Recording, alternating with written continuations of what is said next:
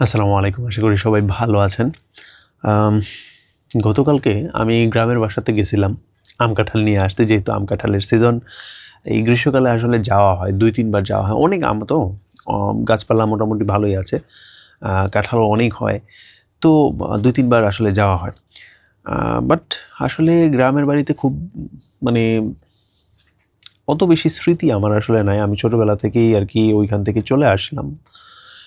তো মাঝে মধ্যে আরকি ওইখানকার ঘটনা একটু শুনি, ঠিক আছে? তো আজকে গিয়ে নতুন একটা ঘটনার কথা শুনলাম যে মানে আমার চাচাদের কথা। আমি এতদিন জানতাম এটা নতুন একটা জিনিস। আমার ব্যক্তিগত কিছু কথা হয়ে যাচ্ছে, বাট আমি এই ব্যক্তিগত জিনিস আই থিংক বলা যায়। এর পরবর্তীতে আমি একটা জিনিসকে কানেক্ট করে ফেলবো। এটা আমার একটা প্ল্যান আছে। তো যেটা শুনলাম আমি গতকালকে, আমি জানতাম যে আমার আ বাবারা হচ্ছে আপনার ৩ ভাই ৪ বোন। মানে ৭ জন মানুষ। গতকালকে গিয়ে জানলাম যে আসলে ৭ জন না, আরও ২ জন ভাই ছিল ছোট। কিন্তু ওনাদের ছোটবেলাতেই মারা গেছে বিষপানে। সো ইট রিয়ালি শকড, মানে আমাকে অ্যাকচুয়ালি খুব স্তম্ভিত করে ফেলছে। এই কথা আমি এতদিন তো শুনি নাই। কেউ আমাকে বলেও নাই। তো আমি পুরো জিনিসটা একটু বিস্তারিত শুনতে চাইলাম। তো আমার এক বড় ভাই আমাকে জিনিসটা বলল। কিভাবে কিভাবে জিনিসটা আমি বলি যে আগের যুগের মানুষজন তো মানে ক্ষেত খামার বা এই ধরনের পশুপালন এই ধরনের অনেক হতো। আর যেহেতু গ্রাম অঞ্চলে এই ধরনের জিনিসপত্রগুলো কমনই ছিল। তো আমার এখানে মানে দাদা দাদিরা আপনার দুধ দোহাইতো ছাগলের ইয়া থেকে, হ্যাঁ? তো তারপর ক্ষেত খামারও ছিল। ওরা জমির মধ্যে চাষাবাদও করতো, কলার ক্ষেত ছিল। তো ওদের খামারের জন্য না মানে আগে তো কীটনাশক বা বিষ-টিষ এগুলো ছড়ানো ছিটানো হতো। যাতে পোকামাকড়ের উৎপাতটা কম হয়। তো যে বীজগুলো আছে, ওই বীজগুলো যদি পানির মধ্যে গুলায়া বা ওই মিক্সচারটা তৈরি করার জন্য যে প্রসেসটা ছিল, ওই মিক্সচারটা দেখতে দুধের মতো ছিল, বুঝছেন? তো একটা গ্লাসের মধ্যে ওই মিক্সচারটা ছিল। তো আমার ওই ২ ছোট চাচা, যাদের বয়স খুবই কম ছিল, ওনারা ভাবছিল যে এটা হয়তো দুধ দুহায়া আনছে দাদি, তো এটা হয়তো দুধই। এবং তারা ২ জন দুধ ভাইবা এই জিনিসটা খাইয়া ফেলছে এবং পরবর্তীতে ওনারা ২ জন মারা গেছেন। তা আমি এই জিনিসটা আজকে জানতে পারলাম। এতদিন কেন বলে নাই আমি নিজেও জানি না আসলে। হয়তো এই জিনিসটা অত বেশি একটা ইম্পর্টেন্ট না। আমি এই প্রশ্নটাও করছিলাম যে এতদিন আমি কেন জানতে পারলাম না, আর এটা সম্পর্কে এত কথা হয় নাই কেন? উনিও বলছে, আমার এই বড় ভাইও বলছিল যে আসলে এই জিনিসটা আসলে ইম্পর্টেন্স না কেন আমি এটা বলি। উনি এটার উত্তর দিয়েছে যে আগে আমাদের মানে খাবারের খুব কষ্ট ছিল। লাইক আমরা যেমন ৩ বেলায় খাবার খাই, আগে মানুষজন ৩ বেলা খাবার খেতে পারতো না। বড় ভাই বলল যে ওরা ১ বেলা খাবার খেত। লাইক আটা দিয়ে কোনো মতে চাপটি টাইপের জিনিসপত্র, রুটি বা কি কিছু নাম বলছে, ওই অনেক পুরানো নাম আমি বুঝতে পারতেছিলাম। খাবার অনেক পুরানো আমলের খাবার, এটা বুঝতে পারতেছি। আমার নামটা মনে নাই। মানে ওই ধরনের ফাপড়ি টাইপের কিছু একটা, মানে লাইট একটা খাবার খাইয়া, পানি খাইয়া জাস্ট সারাটা দিন সারভাইভ করার যে ব্যাপারটা, কষ্টটা, এই জিনিসটার কথা উনি বলল। এবং আমাদেরকে বললো যে তোমরা তো মানে একদম কি দারুণ একটা সময় তোমরা বাইচা আসো, যে মানে তোমরা, উনি লিটারেলি এটা বলছে যে তোমরা তো বেহেশতে আসো। মানে গ্রামীণ মানুষরা এরকম বলে এটাকে, মানে এটাতে রুড হওয়ার বা একদম যে বেহেশত আপনি দেখেন নাই বা এই ধরনের কিছু বলার কিছু নেই। গ্রামীণ মানুষরা বিভিন্ন মেটাফর ব্যবহার করে আর কি। আমরাও বিভিন্ন মেটাফর ব্যবহার করি, এখানে রুড হয়েন না। জাস্ট ওনার চিন্তা ভাবনাটা একটু পজিটিভভাবে যদি নেওয়ার চেষ্টা করেন তাহলে ভালো হয়। যে তোমরা তো আসলে একদম বেহেশতের মধ্যে আসছো। লাইক আমরা তো খাবারের জন্য, খাবারের অভাবে কি দিন পার করতাম, ক্ষুধায় কষ্টে। কোনো খাবার ছিল না, থাকতো না। আগে তো ফসলও এত এই হাইব্রিড টাইব্রিড তো ছিল না। লাইক আমাদের যে জমির মধ্যে চাষাবাদ করা হতো, এক এক কানির মধ্যে যতটুকু, এখন তো মাত্র হালকা, মানে তখন তো খুব কম চাষ হতো। লাইক এক কানির মধ্যে যতটুকু হতো, এখন যদি আমি ওই জায়গাটার মধ্যে চাষ শুরু করি, এখন অনেক বেশি হবে। হাইব্রিড মানে আমি রিপিট করব না বা আমি ব্যাখ্যা করব না, ইউ নো দ্য থিং। তো আগে শস্য কম হতো, চাষাবাদ কম হতো, আধুনিকায়ন কম ছিল, তো সেটা ঠিক আছে। এবং সেই অর্থে কিন্তু আমরা অ্যাকচুয়ালি হয়তো আপনিও খুব সুন্দরভাবে জন্মগ্রহণ করছেন, আমরা হয়তো জিনিসটা বুঝতে পারি না। লাইক সোনার চামচ, এই জিনিসটা আক্ষরিক অর্থে সোনার চামচ নিয়ে জন্মগ্রহণ করা না। বলেন না সোনার চামচ নিয়ে জন্মগ্রহণ করা, এটা আক্ষরিক অর্থে সোনার চামচ না। আমরা 3 বেলা খাবার খাচ্ছি, এটাও একটা সোনার চামচের মতো। আমরা অনেক সুযোগ সুবিধা পাচ্ছি, অনেক মানে আমাদের আগে ছিল যে দূর দূরান্তে কোনো টিউবওয়েল ছিল না, আমাদের কুয়া থেকে দাদা দাদিদেরকে কুয়া থেকে পানি আনতে হতো, বা এই ধরনের এক্সট্রিম সিচুয়েশনগুলো ছিল, কুয়া ছিল অনেক দূরে। তো আমাদের কিন্তু এরকম কোনো কিছু করতে হয় না, আমাদের কাছে মোটর আছে অথবা সাবমার্সিবল আছে, ওখান থেকে 5 মিনিটের মধ্যে পুরো ট্যাঙ্কি ভরে যায় এবং সারাদিন আমরা ইউজ করতে পারি। জীবনটা কত সহজ হয়ে গেছে, তাই না? তবে ওনাদের জন্য এই জিনিসটা এত সহজ ছিল না, এবং একটু মনে হয় খুব করুণ একটা স্টোরি হয়ে গেছে, তাই না? আমি একটু এবার লাইট আপ করবো, এবং লাইট আপ করতে করতে এখন আমি আপনাদেরকে হাসানো শুরু করব। আপনার ওই অনেক সময় শোনা যায় যে দাদারা বা নানারা নাকি মিষ্টি খাইয়া নিজেদের জায়গা জমি অন্য একটা মানুষের নামে লেখা দিত, এরকম অনেক শোনা যায়, তাই না? অথবা আগের যুগে জায়গা জমির দাম খুব কম ছিল, লাইক 500 টাকা, 700 টাকা, 1000 টাকা দিয়ে আপনি অনেক অনেক জায়গা জমি কিনে ফেলতে পারতেন। বাট ওই 1000 টাকা অ্যাকচুয়ালি ওই সময়ের তুলনায় অ্যাকচুয়ালি অনেক টাকাই ছিল।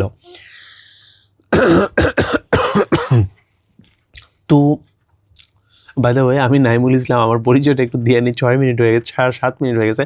আমি নাইমুল ইসলাম, এই চ্যানেলের মধ্যে আমরা আনস্ক্রিপ্টেড কথাবার্তা বলি, আনএডিটেড কথাবার্তা বলি, এই জন্য কোনো এডিটিং দেখতে পারতেছেন না। আমি কাশি দিতেছি, এই কাশিগুলোও কিন্তু কাট হবে না। I am so sorry for that. নতুন ভিউয়ার্স, হাই। আচ্ছা, যেটা বলতেছিলাম, কী জানি বলছিলাম, আমি ভুলেই তো গেছিলাম। হ্যাঁ, এই 500 টাকা 1000 টাকা দিয়া জায়গা জমি বিক্রি করে ফেলতো। আমি এটা আমার বড় ভাইয়ের কাছ থেকে জানতে চাইছি যে এই জিনিসটা আসলে কেন, তারা তো এখানে চাষবাস করতে পারতো, তাহলে এই জমিগুলো দিয়ে দেওয়ার কারণ কি? উনি আমাকে যেটা বললো, সে আগের যুগের মানুষরা আসলে খাজনা দিতে ভয় পাইতো বলতে এমনিতেই অভাবের একটা সংসার, এখানে এমনিতেই পপুলেশন অনেক বেশি। আগের যুগের মানুষরা কিন্তু অনেক বাচ্চা কাচ্চা নিত, এটা আপনি যদি আপনার নানা নানিদেরকে একটু দেখেন তাহলেই বুঝতে পারবেন। আমার নানা নানুর সন্তান ছিল অনেকজন। আমার নানা নানুর, আমিও যতটুকু জানি, আমার নানারও একটা সন্তান মারা গেছে, আমি যেটা শুনছিলাম আমার মায়ের কাছ থেকে। তো তারপরও ওরা 7 ভাই বোন, আর বাবারা হচ্ছিল আপনার 9 ভাই বোন। সো আপনার দাদা দাদি বা নানা নানির যেই সন্তান আছে, ওরাও হয়তো এরকম 7-8 জন বা 9-10 জন এরকমই হওয়ার কথা।